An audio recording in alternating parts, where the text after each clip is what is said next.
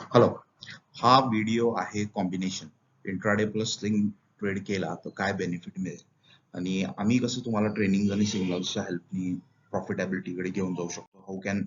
How can we help you. Okay, इथे एक समोर स्कीमॅटिक रिप्रेझेंटेशन आहे. याच्यामध्ये असं दाखवण्यात आलंय की जर इंट्राडे केला तर we are going to stop, इथे स्क्वेअर ऑफ होईल आपली पोझिशन. Okay, where swing trade similar kind of system use केली तर इट विल कंटिन्यू. आणि या दोघांचं कॉम्बिनेशन केला तर what is the benefit. Okay, आपण ते पाहूया या व्हिडिओमध्ये.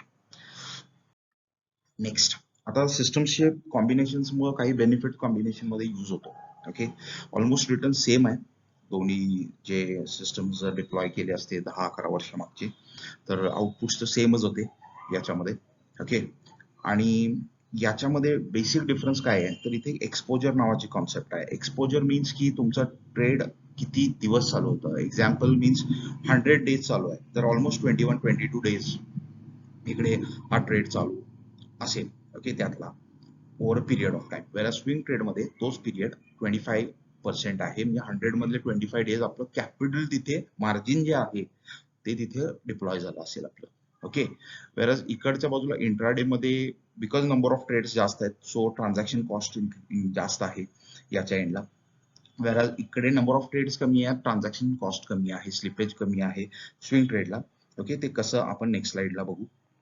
Okay, okay, this is intraday. आता इकडे नंबर ऑफ ट्रेड्स जास्त आहेत, वेरज इकडे नंबर ऑफ ट्रेड्स कमी आहेत, कमी लक्ष द्यायची गरज आहे. This is one benefit. पण इंट्राडे मध्ये एक बेनिफिट की ॲक्युरसी थोडी वाढते as compared to swing trades. Okay, but swing ट्रेडचा एक बेनिफिट आहे की इकडचा ॲव्हरेज प्रॉफिट कम्पॅरेटिव्हली जास्त आहे इंट्राडे पेक्षा.